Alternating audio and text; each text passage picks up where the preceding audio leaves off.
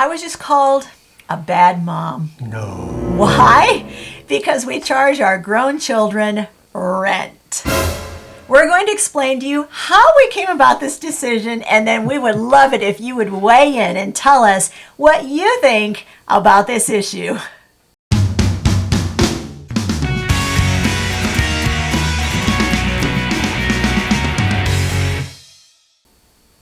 Hi, I'm Hope. And I'm Larry. From Under the Median. Each week we talk to you about living on a budget, paying off debt, setting great big goals, and doing it all with a spirit of joy and abundance.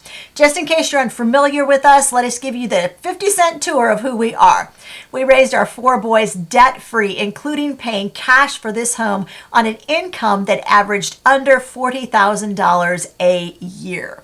So that is why we come to you and talk to you about faith, family, and finances. Now, let me give you the background of this story.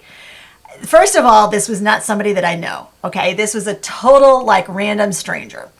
But there was a question asked on a Facebook forum that I'm a part of, and a lady said, hey, I got this 22-year-old. He's kind of living at home. Should I be charging him rent? And I responded and said, well, we charge our 21-year-old rent, and here's how much rent we charge. So this person responded and said, you are charging your child rent?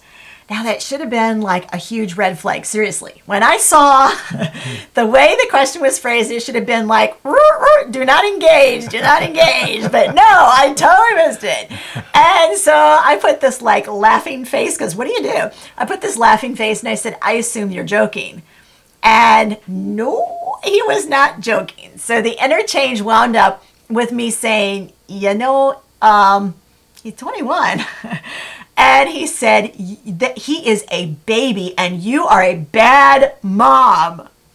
So we thought it would be really interesting to sort of unwrap the exchange for you all here and then give you our reasons why we did choose to charge our grown children rent, and have you tell us in the comments what you think about this issue, and we would love to be able to dialogue with you there.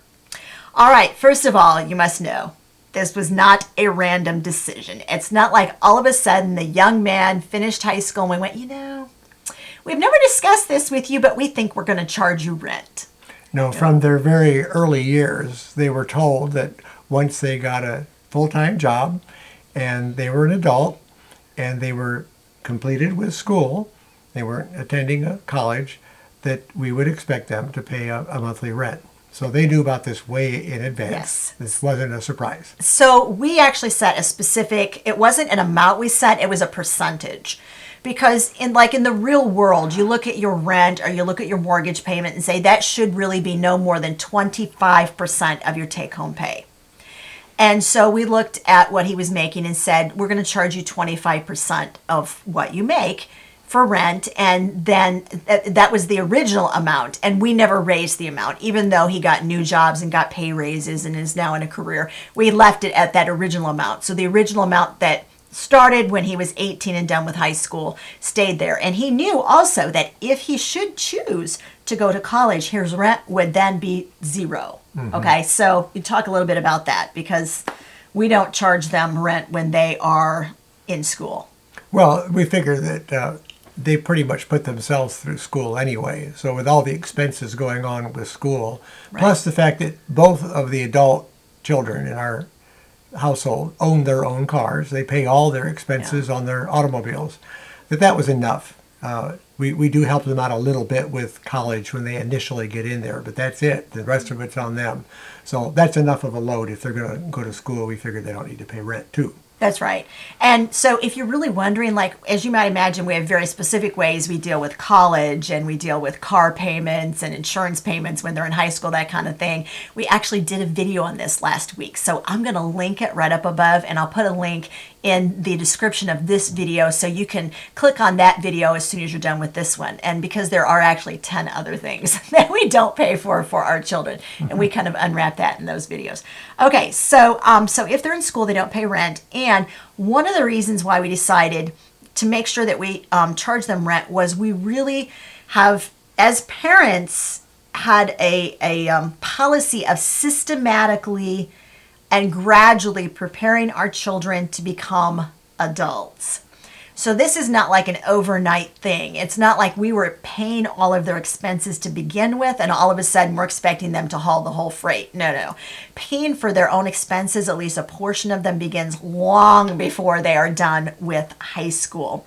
So we gradually sort of build up the fact that they understand that they can work, that they can buy things for themselves, that they can, and as they become more independent, like when they buy that first computer, when they buy a cell phone, when they buy their first car, we walk alongside them on those things. So like they're not 25 and buying their first car on their own. They're like 18 or 19 or 20 and buying that first car, and we are walking through the process with them and helping them to do that. Just to give you a little idea, we won't go into a ton of detail. At the age of 14, we discontinue a weekly allowance.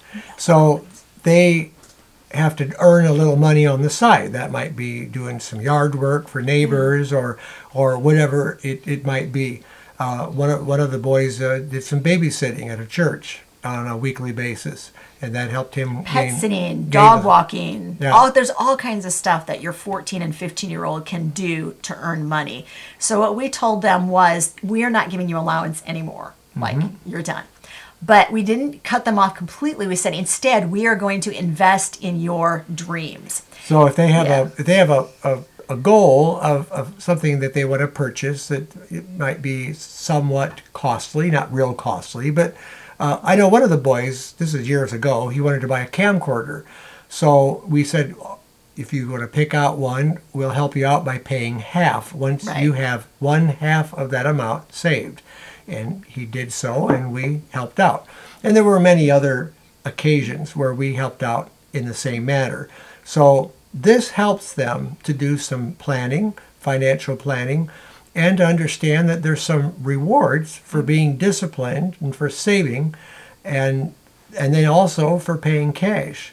This caused them to do some research to make sure they got the best deal, the best value for their money, and they understood the value of money better by engaging in this type of practice. So that was the first thing we did. Then at the age of 16, then most of them have gotten a full-time job or a part-time job, depending on what time of the year it was. If they were in school, it would be a part-time job. At that point, they buy their own clothing, and anything extra that they want to buy, that they want to have, then that would be on them totally. And we no longer do the matching funds.